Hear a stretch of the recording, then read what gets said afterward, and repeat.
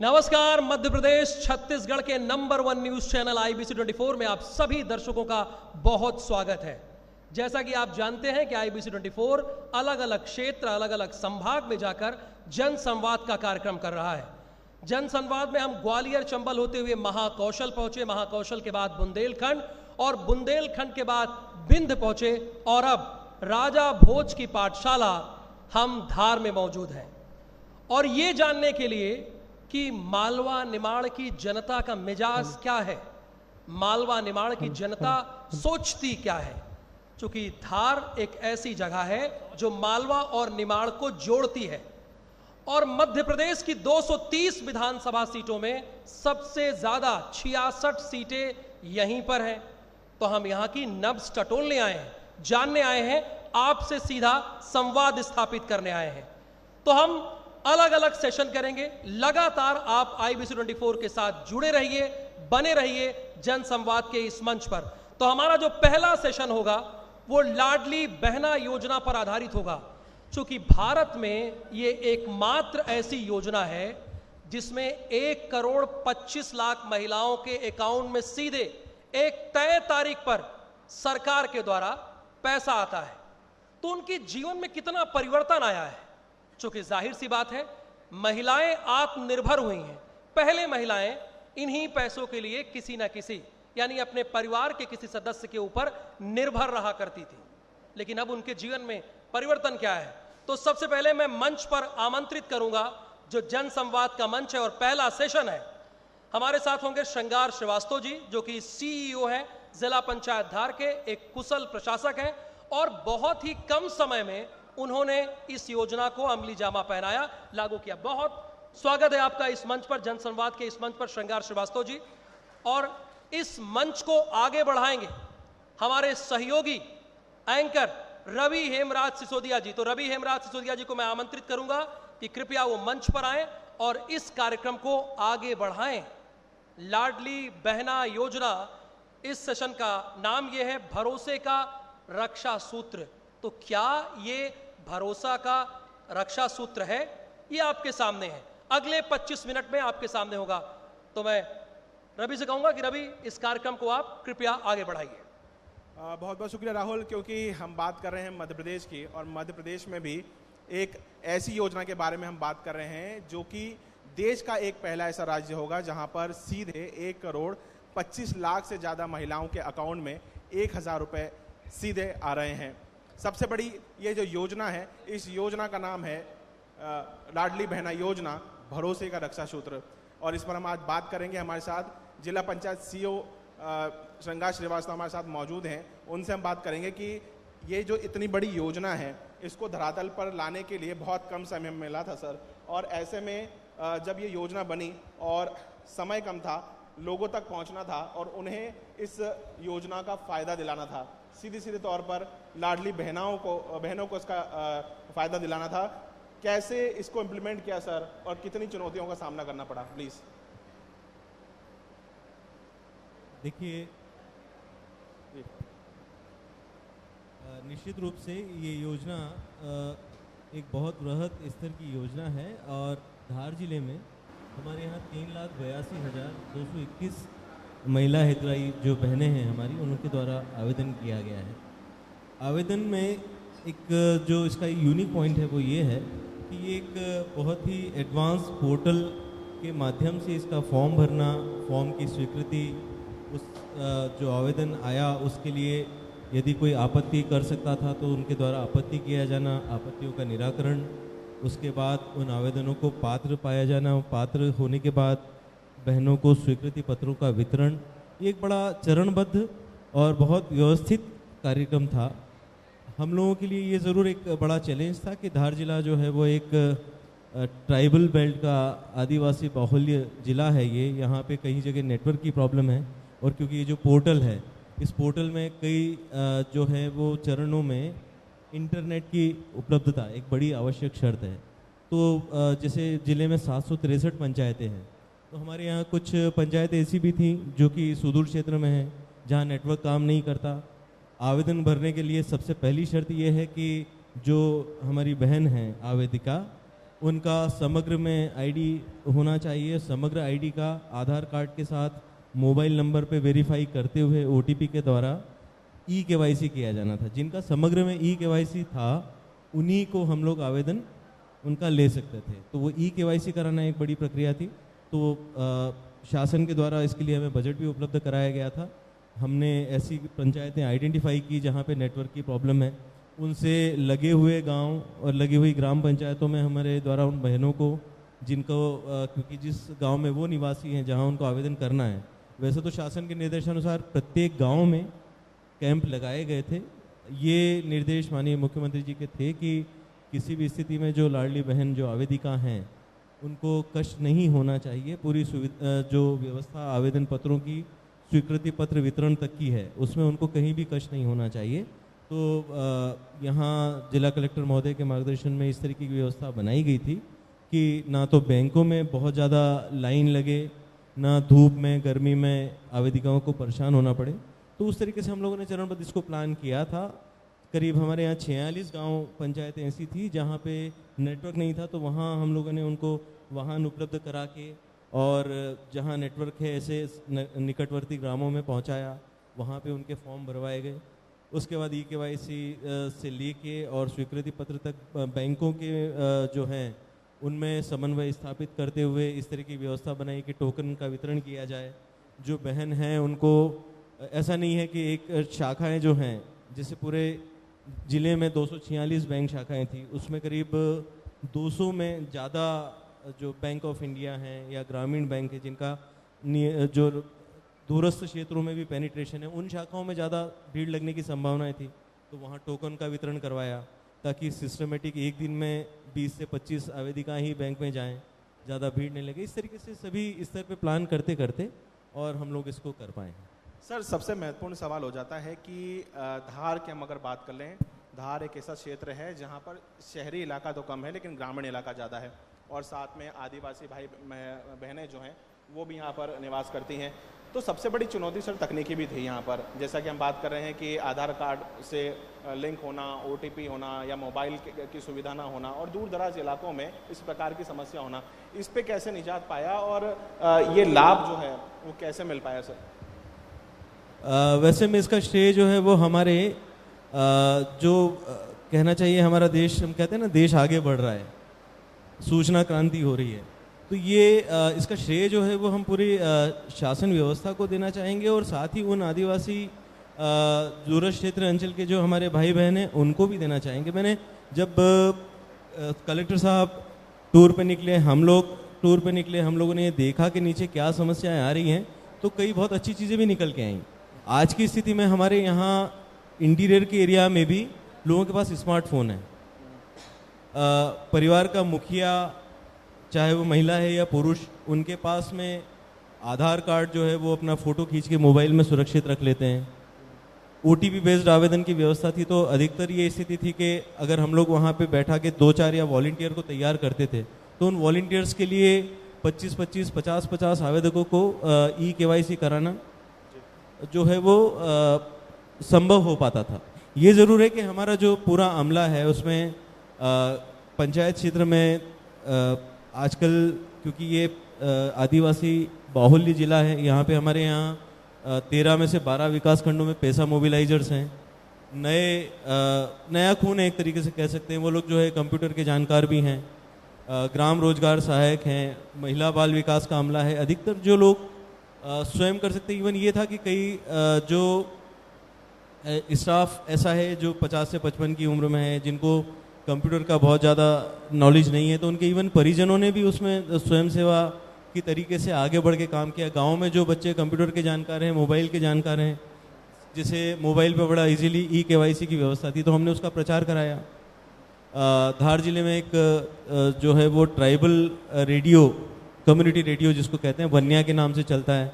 Collector महोदय ने वहाँ जाके इंटरव्यू दिए, प्रचार करने के लिए कि किस तरीके से आवेदन होना है उसको समझाया गया। उसका लाइव टेलीकास्ट जो है वन्या रेडियो पे हुआ। भीली भाषा में हमने लोकगीत उसके बनवाए। इन सारी चीज़ों से इस प्रचार कराया गया कि ये जो तकनीकी व्यवस्था है इसको किस तरीके से गाँव में, सुदूर अंचलों में हम लोग एग्जीक्यूट कर सकते हैं, और वॉलंटियर्स की मदद से हम लोगों ने जहाँ जहाँ तक फॉर्म भरने में, केवाईसी में, केवाईसी के बाद ऑनलाइन आवेदन करने में, ऑनलाइन आवेदन के बाद उनकी स्वीकृति, सारी प्रक्रिया में हमने स्वयंसेवकों का मदद भी ली, काफ़ी जनप्रतिनिधियों की भी मदद हुई, समाज सेवियों की मदद हुई। इस तरीके से ये एक तरीके से कहें तो पूरा जो है वो समावेशी सामाजिक आंदोलन की तरीके से ये कार्यक्रम इस जिले में चला है। बिल्कुल सर, आपकी बात से मैं इत्तेफाक रखता हूँ कि पूरे आंदोलन के तौर पर जुटे, ना कि हम सामाजिक संस्थाओं की बात कर लें, साथ ही हम बात कर लें कि परिवार के लोग वे भी इसी तरीके से जुटे रहे कि एक महिला, एक बहन, एक बेटी जिसके परिवार में सीधे 1000 रुपये मध्य प्रदेश शासन भेज रही है। सबसे बड़ा सवाल मेरा सर यही है आपसे कि अब चूंकि पैसे एक पहली किस्त आ चुकी है, दूसरी किस्त 10 तारीख को, आगामी 10 तारीख को आना है और सीएम शिवराज सिंह चौहान इंदौर में इस आयोजन के थ्रू भेजने वाले हैं। धार जिले में कितनी लाभान्वित महिलाएं हैं जिनको इसका लाभ मिला है? देखिए, जैसा कि मैंने आपको बताया कि ये जो पूरी प्रक्रिया थी इसमें ऑनलाइन आवेदन होने थे, उसके साथ ही इसमें एक जो विशेष प्रयास हुआ था वो ये था कि ये जो हितग्राही महिला हैं इनका एकल खाता बैंक में हो, कोई संयुक्त खाता नहीं हो परिवार का। अदरवाइज जो शासन की मंशा है कि वो महिला हितग्राही के पास ही ये जो पेंशन या योजना का हित लाभ है ये उसको प्राप्त हो और वो खुद निर्णय ले सके कि इस पूंजी का उसे क्या करना है। तो इसमें एकल खाता होना चाहिए था बैंक में। आवेदन की पूरी प्रक्रिया के दौरान कहीं पे भी बैंक का खाता नहीं लिया गया। आधार नंबर से जो खाता लिंक था उसी में इस भुगतान को किए जाने की व्यवस्था थी। तो जैसा मैंने बताया कि आवेदन करने के लिए समग्र केवाईसी था। आवेदन होने के बाद इस राशि के भुगतान के लिए उसका जो बैंक खाता है वो भुगतान करने के लिए तैयार किया जाना था। यानी वो जो बैंक खाता है उसका आधार से लिंक होना चाहिए। आधार लिंक होने के बाद डीबीटी इनेबल्ड होना चाहिए, डायरेक्ट बैंक ट्रांसफ़र के लिए उसको इनेबल कराया जाना था। ये सारी प्रक्रिया जो है वो बैंकों में होनी थी। इस जिले में 3,82,221 आवेदन आए थे, जिसमें से 3,82,059 ये पात्र पाए गए। मैं आपको संतुष्टिपूर्वक ये बताना चाहूँगा कि हमारे यहाँ अभी की स्थिति में 98.2% महिलाएं, उनका हम लोगों ने आधार वेरिफिकेशन, आधार बैंक लिंकेज, डीबीटी इनेबलमेंट ये सारा बैंकों में करवा पाए हैं और इन्हें भुगतान प्राप्त हो चुके हैं।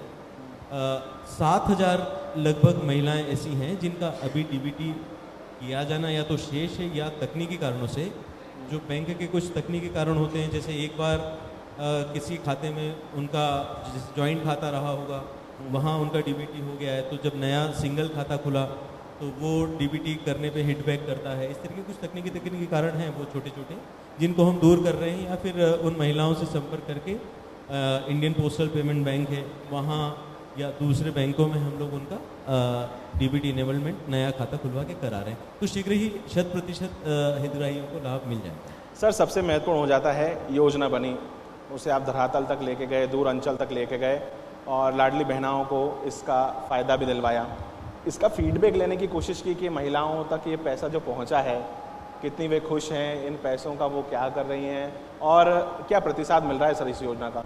बिल्कुल, ये क्योंकि एक बड़ी महत्वाकांक्षी योजना है और इसमें हम लोग क्योंकि जैसा बताया कि ये इतनी बड़ी संख्या में ज़िले में उस समय हमारे पास में संभावित जो जनसंख्या के आंकड़ों के आधार पर निकाला गया था 3,07,000 महिलाएं यहाँ पात्र होंगी, ऐसा जो डेमोग्राफिक एक्सपेक्टेशन था, कैलकुलेशन था, वो था। उससे बढ़ के जैसा मैंने बताया 3,82,000 महिलाएं पात्र पाई गई हैं जिनके आवेदन हो चुके हैं।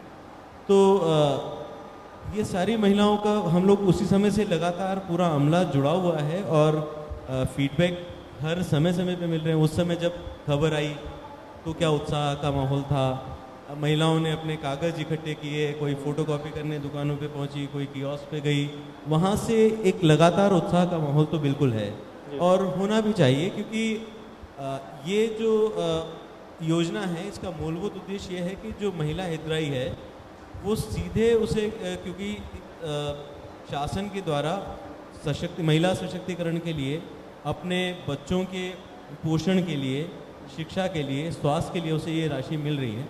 उसे ये स्वयं स्वतंत्रता है उनको निर्णय लेने की कि वो ये जो शासन के द्वारा हितलाभ दिया जा रहा है इसका कैसे लाभ उठा सकते हैं, उनकी खुद की आवश्यकता क्या है।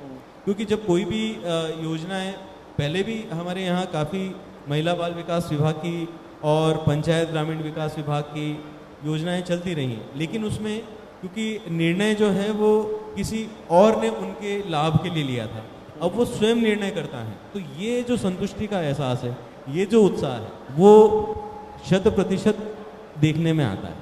हम लोग तो कई जगह जब बात करने जाते हैं तो महिलाएं खुल के बताती हैं और धन्यवाद ज्ञापित करती हैं, उनके वीडियोस वगैरह जो हैं वो भी देखने में आते हैं, बहुत अच्छा लगता है। सर बहुत खासा जानकारी आपने इस योजना के बारे में दी और कुछ लाडली बहनाएं हमारे साथ में सामने बैठी हुई हैं।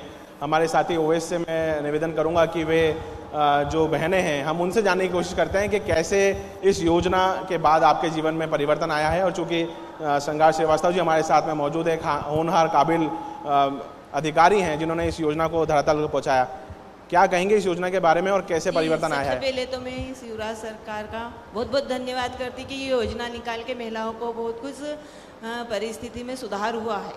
यानी कि सबसे पहले जो 1000 ये राशि का उपयोग है, जो 10 तारीख को पेमेंट हुआ था, हमारे यहाँ कार्यक्रम हुआ था, उसमें महिलाओं के चेहरे एकदम खिल उठे थे क्योंकि वही मैसेज आ गया था कि 1000 खाते में आ गया है। तो उसी दिन ही महिलाओं ने शिवराज सरकार का बहुत बहुत धन्यवाद दिया था। ये योजना निकालकर बहुत कुछ फायदा हुआ है और अपनी परिस्थिति में बहुत कुछ सुधार कर सकती है महिलाएं। सबसे पहले तो जो हमने क्षेत्र में जाके पूछा भी सही कोई से कि आपने क्या करा, आपने क्या करा, उन्होंने बोला मैं सबसे पहले 1000 लाके बच्चों की शिक्षण सामग्री लेके आई हूँ इस पैसे से, जो मेरी परिस्थिति में सुधार हुआ। कई महिलाएं बहुत गरीब थी, उनके लिए तो बहुत कुछ ही सुधार हुआ है। मैं ज़रूर कहना चाहूँगा कि जब इस प्रकार की योजनाएं धरातल पर मिलती हैं तो कहीं ना कहीं बहुत मदद होती है और इस पे ज़ोरदार तालियां भी बजना चाहिए क्योंकि गरीब के तबके लोगों के लिए ये योजना है। और भी ओवैस बहनें हैं जिन्हें ये लाभ मिला है और सीधे संघर्ष श्रीवास्तव जी जो कि एक होनहार और काबिल अधिकारी हैं हमारे बीच में, क्या कहेंगे इस योजना को लेकर? सर हमारे बीच में कुछ कहना चाहेंगे इनके लिए? मैं पहले तो अपने भैया को धन्यवाद करना चाहती हूँ कि उनने हमारे खाते में 1000 रुपये डाला है और उस 1000 रुपये से मैंने मेरे भैया, जो मेरा बेटा इंदौर में पढ़ रहा है, उसको मैंने आर्थिक सहायता देने के लिए बहुत मदद हुई है 1000 से। मैं उनका तहे दिल से बहुत बहुत धन्यवाद करना चाहती हूँ। और भी हमारे साथ में बहनें जुड़ी हैं। मेरा एक सवाल, हमारी माता बहनें बैठी हुई हैं, मेरा एक छोटा सा सवाल है आपसे। जब खाते में पहली बार 1000 रुपये आए, क्या उस क्षण की कितनी खुशी थी? क्योंकि अब तक हमें पति पर, भाई पर या फिर हमारे घर के जो जिम्मेदार लोग हैं उन पर हमें निर्भर रहना पड़ता था।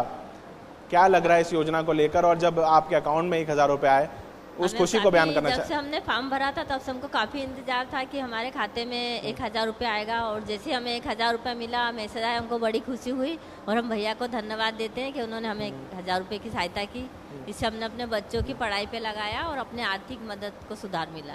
एक आखिरी सवाल ओवैस और हम लेंगे हमारी बहनों से कि ये जो योजना है जब धरातल पर आई, चुनौतियां तो काफ़ी सारी थी, तकनीकी समस्याएं भी सामने आई, कितना प्रशासन का आपको सहयोग मिला और उस सहयोग के बाद कैसे आप के अकाउंट तक के पैसे पहुंचे, इसको लेकर आप क्या कहेंगे? सबसे पहले तो मैं श्रीमान जी, माननीय मुख्यमंत्री जी का बहुत बहुत धन्यवाद करना चाहती हूँ कि उन्होंने ये योजना आरंभ की जिसके कारण हम आत्मनिर्भर बन पाए हैं। और सर से निवेदन है कि इसे आगे थोड़ा सा बढ़ाने का उन्होंने बताया है, उस के कारण हम आत्मनिर्भर बने हैं। हमारी बच्चों की पढ़ाई के ऊपर खर्च कर रही हूँ और बहुत कुछ कहना चाहती हूँ पर बोल नहीं पा रही हूँ। आपके चेहरे की हंसी बता रही है कि इस योजना से आप काफ़ी खुश हैं। और हो भी क्यों ना, जब मध्य प्रदेश के इस सूबे के मुखिया अपनी बहनों के लिए जिम्मेदारी से कुछ योजना बनाते हैं तो धरातल तक उसे ज़रूर पहुँचाते हैं। सर आपसे मेरा सवाल ये रहेगा कि योजनाएं बनाई आपने, पहुंचाई भी तक और प्रतिसाद भी निकल के भी आ रहा है, महिलाएं काफ़ी खुश भी हैं। क्या कुछ अभी ऐसी अपात्र महिलाएं हैं जिन तक ये योजना पहुंचना बाकी है, या उसे भी हम अपात्र जो महिलाएं हैं, जो पात्र हैं या जो बच गई हैं, उनको हम इस योजना में लेंगे? ऐसा कुछ अभी आगे के लिए योजना? सर देखिए, ये तो निश्चित रूप से कहा जा सकता है कि कुछ ना कुछ इतना बड़ा संख्या में जब हम लोग कोई योजना निकाल रहे हैं तो कोई ना कोई छूट गया होगा, इसको इस संभावना से इनकार नहीं किया जा सकता है। इस ज़िले में काफ़ी जो हमारे हितग्राही महिलाएं हैं वो मजदूरी या काम के लिए अन्य ज़िलों में, अन्य राज्यों में जाते हैं, ऐसा जो हमारी जानकारी में है। तो ऐसे लोग यदि जब दोबारा दूसरे चरण में उनको आवेदन करने का अवसर आएगा तब उनको हम निश्चित रूप से इस योजना में सम्मिलित करने का प्रयास करेंगे। इसके अलावा जिनके डीबीटी अभी 7,000 जो मैंने बताया था आपको कि वो रह गए हैं, उनके लिए लगातार जल्दी से जल्दी हम लोग प्रयास कर रहे हैं। जैसे ही डीबीटी इनेबलमेंट हो जाता है उसके लिए लगातार पेमेंट्स ईपीओ के माध्यम से जारी करने के जो हैं वो निर्देश हैं, तो वो लगातार किया जाता है।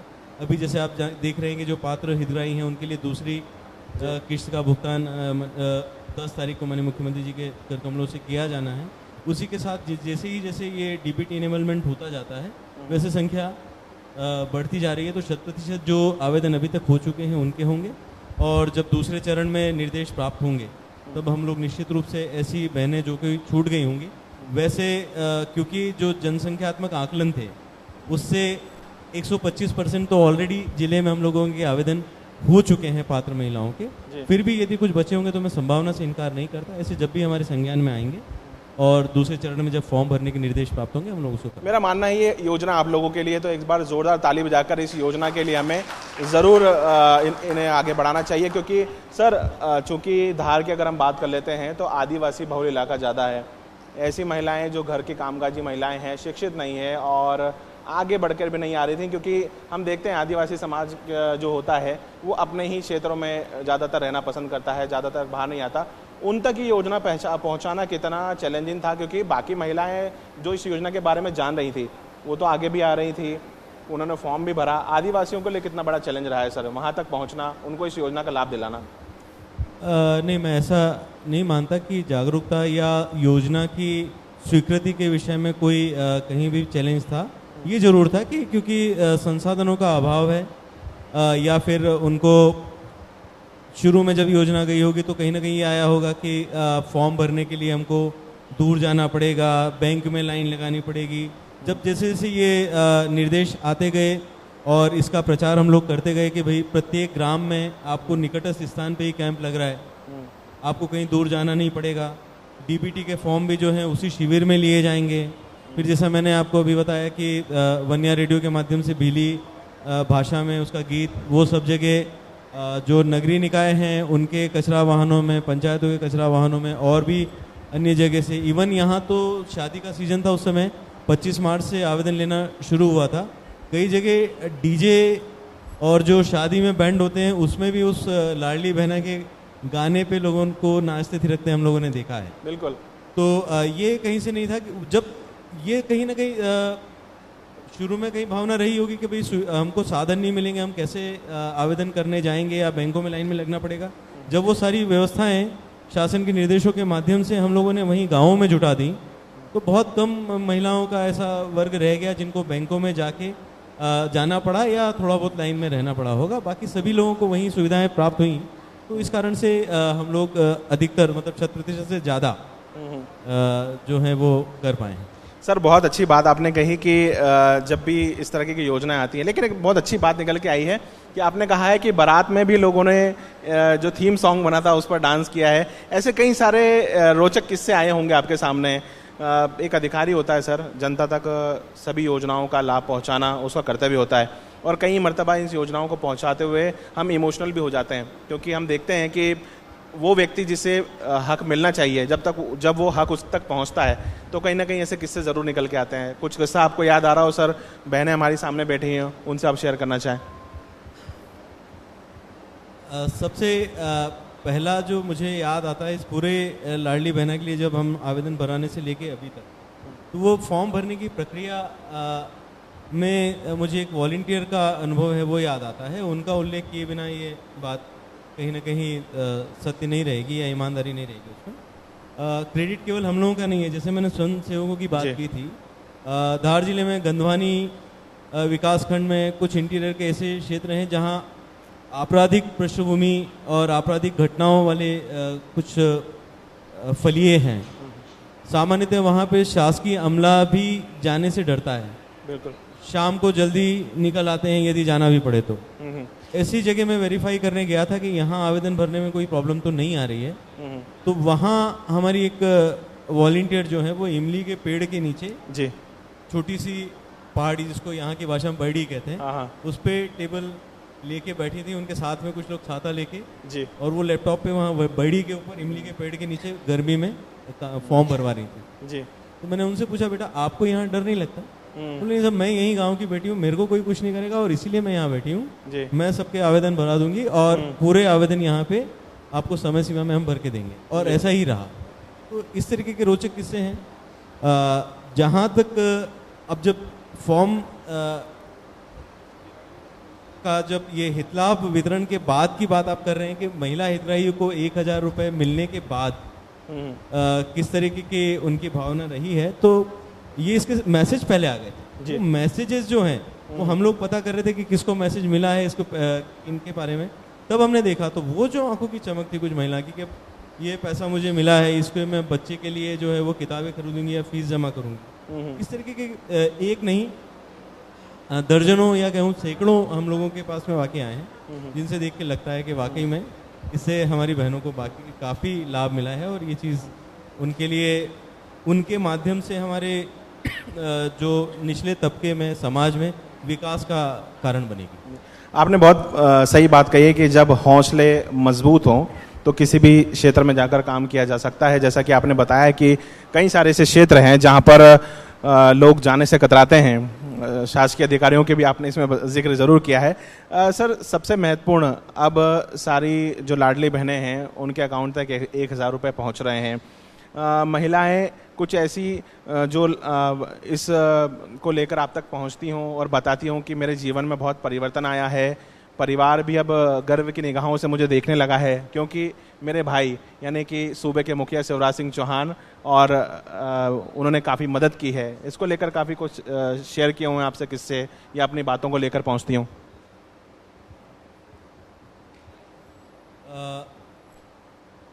अभी जो 1000 रुपये मासिक मिलना बहनों को शुरू हुआ है, तो ये शुरुआती समय तो जो है वो कहीं न कहीं उनके घर में कुछ करना होगा या कुछ, जैसे आपने बहन ने बताया कि अपने बेटे की पढ़ाई के लिए उन्होंने इंदौर में पैसा भेजा, तो ये शुरुआती पैसा तो मैं समझता हूँ कि अधिकांश महिलाएं जो हैं वो अपनी छुटपुट चीज़ों को, जो छोटी छोटी खुशियाँ हैं या छोटी छोटी आकस्मिक ज़रूरतें उसके लिए लगा रही हैं। लेकिन जब ये लगातार मिलता रहेगा तो अब ये प्लान करने की बारी उनकी है कि उस बड़ी राशि का वो किस तरीके से अपने परिवार के लिए उपयोग कर सकती हैं। हम लोग जो शासन निर्देशानुसार हमारे कलेक्टर महोदय के गाइडेंस में हम लोग प्लान कर रहे हैं, वो क्योंकि स्वयं सहायता समूह जो है ग्रामीण आजीविका मिशन, अधिकांश जो जिले में करीब 80,000 के आसपास महिलाएं स्वयं सहायता समूह से ऑलरेडी जुड़ी हुई हैं, वो भी लाडली बहना योजना अंतर्गत पात्र हैं। इसके अलावा जो बहनें छूट गई हैं, हम लोग उनको सभी को स्वयं सहायता समूह के माध्यम से जोड़ के और इनके पास जो पैसा है उसके अलावा समूह से जुड़ने के बाद जो इनको रिवॉल्विंग फंड प्राप्त होता है, हम लोग उनकी आमदनी में और इजाफा करने के लिए प्रयास जो है वो करेंगे और इसको और आगे बढ़ाने का प्रयास करेंगे कि हमारी जो लाडली बहनें धार जिले की हैं ये और आर्थिक रूप से विकसित मजबूत हों। बहनों को लेकर काफ़ी बातचीत की है सर, सरकारी योजनाओं को लेकर बातचीत काफ़ी की है। एक सवाल आपसे जुड़ा सर, आपके निजी जीवन में इस योजना के बाद कितना परिवर्तन आया? और सबसे बड़ी बात ये कि अधिकारी जब इस योजना को धरातल पर लाते हैं तो उन्हें काफ़ी घंटों तक जूझना पड़ता है। कितने घंटों तक लगातार काम किया सर इस योजना को धरातल पर लाने के लिए, क्योंकि समय काफ़ी कम था और जिम्मेदारी काफ़ी ज़्यादा? नहीं, मैं इसमें व्यक्तिगत रूप से श्रेय नहीं लेना चाहूँगा। हम लोग शासकीय सेवक हैं और हमारी प्रथम जो उत्तरदायित्व है वो शासन के योजनाओं को, गतिविधियों को मूर्त रूप में लाना है। एग्जीक्यूशन हमारा पार्ट है और हम लोग, ना केवल मैं, मेरे सभी प्रशासकीय साथी सभी लोग कृत संकल्पित हैं। हम लोग सामाजिक विकास के लिए शासन निर्देशानुसार काम करते हैं। लाडली बहना योजनाओं में भी हमने बिल्कुल तन मन से समर्पित होकर काम किया है और आगे भी इस तरीके से हम लोग लगे रहेंगे आप सभी के सहयोग से। सर बहुत सारी काफ़ी बातें निकल कर आई हैं और कई सारी अच्छी बातें सर ने इस योजना के बारे में बताई है। और श्रृंगार श्रीवास्तव सर को मैं इंदौर से जानता हूं और काफ़ी सारा काम उन्होंने वहां भी किया है। और जिस तरीके के अधिकारी जब इस प्रकार के योजनाओं को धरातल पर लाते हैं तो कहीं ना कहीं आम व्यक्ति को फ़ायदा ज़रूर पहुंचता है। और इस योजना को लेकर उन्हें काफ़ी चर्चा की। लाडली बहनें हमारे सामने बैठी हैं, उन्होंने काफ़ी सारी बातें जो हैं इस बारे में बताई है और कितना फ़ायदा उन्हें पहुँचा है यह उन्होंने बताया है। मेरे सहयोगी राहुल जी से मैं निवेदन करता हूँ कि वे आएँ और आगे की सूत्र डोर को वो संभालें, क्योंकि हमने देखा काफ़ी सारी हमारी लाडली मेरी बहनें जो हैं उन्होंने अपनी इस एक्सपीरियंस उसको शेयर किया है। अधिकारी जो साथ में जुड़े हैं उन्होंने बताया है कि कितना चैलेंज इस पूरी योजना को लेकर रहा है। Rahul, over to you.